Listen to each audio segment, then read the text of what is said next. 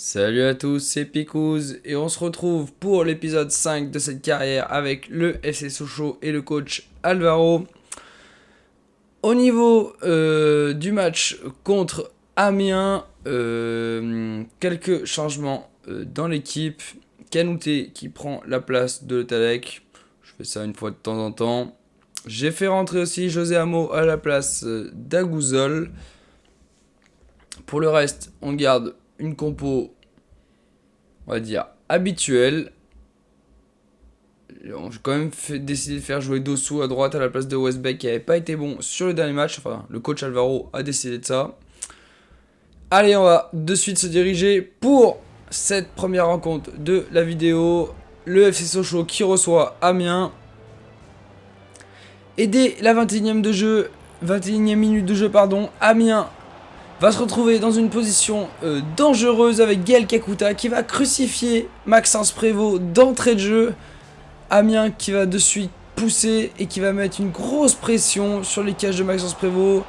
Cissé qui décroche une très belle frappe verra son ballon arrêté par Maxence Prévost. Ça ne rigole pas du côté de Sochaux, l'équipe est en difficulté. Mais à la 40e, l'inarrêtable Aldo Kaloulou va venir crucifier le gardien amiénois, qui me semble est Gertner. Amiens ne lâchera pas. À la 68e, on retrouve Cissé qui va d'une jolie frappe chercher le premier poteau. Maxence Prévost se couche bien et peut envoyer le ballon en corner. Maxence Prévost qui nous sort un très gros match. À la 70e, c'est Jelin qui va placer une très belle tête directement en lucarne. Mais Maxence Prévost, là une nouvelle fois, il a encore fait une énorme parade.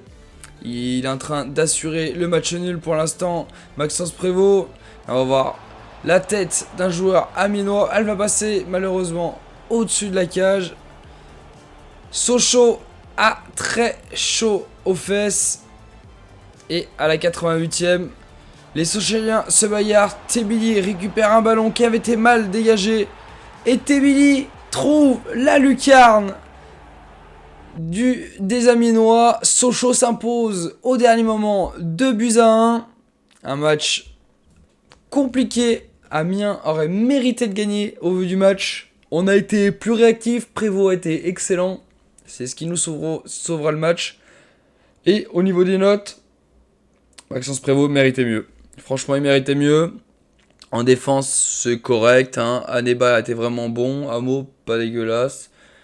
Westbeck a été bien meilleur que Dossou quand il est rentré. Kanouté, pas foufou. Pereira de ça non plus. Meda non plus. Mauricio, ça va, mais c'est pas fou non plus. Kaloulou a été très bon, 7-6. Tebili aussi, 7-6. C'était Sissoko. Ibrahim Sissoko a eu encore du mal. On espère que ça ira mieux pour le joueur sochalien dans les prochaines rencontres. Attention tout de même de ne pas perdre sa place. Ça pourrait être compliqué, embêtant, surtout que Tebili marche bien. Et on retrouve le coach Alvaro qui demande pourquoi le Talek n'a pas une chance d'être titulaire. Parce que le Talek est trop lent pour jouer dans notre équipe. Le 1MC, c'est trop compliqué. C'est pour ça qu'Enouté a joué, notamment. Oui, on arrache une victoire dans les 5 dernières minutes, mais c'est pas de la chance. C'est du boulot. C'est que les joueurs n'ont rien lâché. Ils ont continué à bosser. Et au final, le travail paie. Et c'est le plus important. Est-ce qu'on a douté de la victoire? On n'a pas douté de la victoire, même si en fin de match, ça a été compliqué. On a toujours cru en nos joueurs et ça a payé aujourd'hui. J'en suis vraiment fier. Et le coach Alvaro qui est très content. On a reçu une 9 pour le jeune Mayenda, 53 pour un prêt. On va accepter. Il est trop faible à mon avis pour l'équipe de Sochaux. Je pense qu'on le vendra quand il reviendra de son prêt l'année prochaine. Mais là ça valait pas le coup. Au niveau de notre liste de transfert, on a décidé de se pencher sur un DG. Avec le départ de Endur, il fallait absolument combler ce poste parce qu'on n'avait plus que Armungom. Alors plusieurs possibilités, comme vous voyez. La première c'était Sorban un jeune Serban, pardon, un jeune espoir qui était pas fou en termes de notes, parce qu'il était sur la liste des prêts, du coup on a décidé de le supprimer. Et après on a fait une petite liste avec notamment un nom espagnol, celui de Juan Alcedo. Il est jeune, 62 c'est un petit peu faible. On a Kenji Van Boto aussi qui est pas mauvais. Malheureusement Alcedo est arrivé au club. Ah non, Alcedo était disponible, pardon. Kenji Van Boto lui aussi. Thibaut de Smet qui était un peu cher. Jawan Adam est arrivé au club récemment, donc c'est mort. On va essayer avec plusieurs joueurs. Théo Saint-Luce, on va essayer également, mais il est arrivé au club récemment. Ils n'ont pas voulu négocier Montpellier.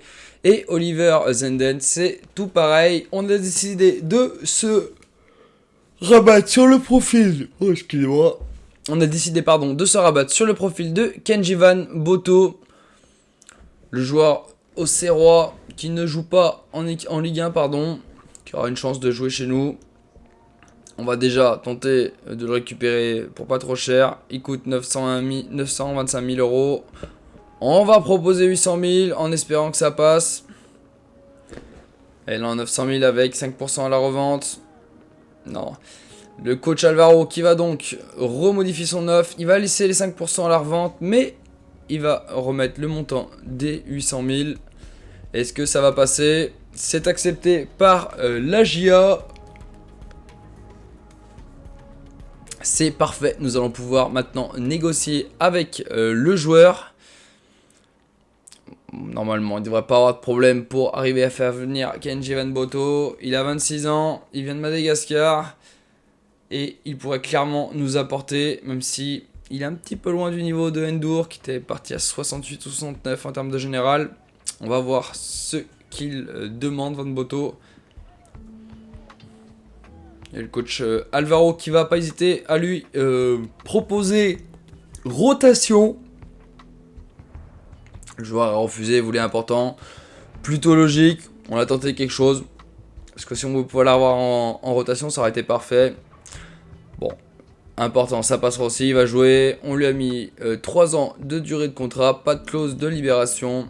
Et on a proposé un petit salaire à 4 800 euros. Il avait un salaire actuel à 5 000 en Ligue 1. On se dit 4 800, c'est tout à fait honnête à Sochaux. Et Van Boto a accepté. C'est donc une très bonne nouvelle. Van Boto signe au FC Sochaux, Et du coup, on a trouvé notre défenseur gauche remplaçant.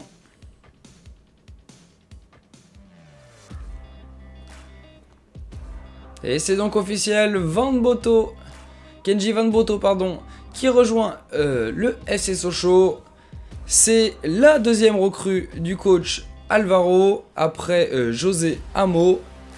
Le joueur a passé ses tests physiques qu'il a bien évidemment réussi. Il rejoint donc officiellement le club et il était présenté à la presse cet après-midi.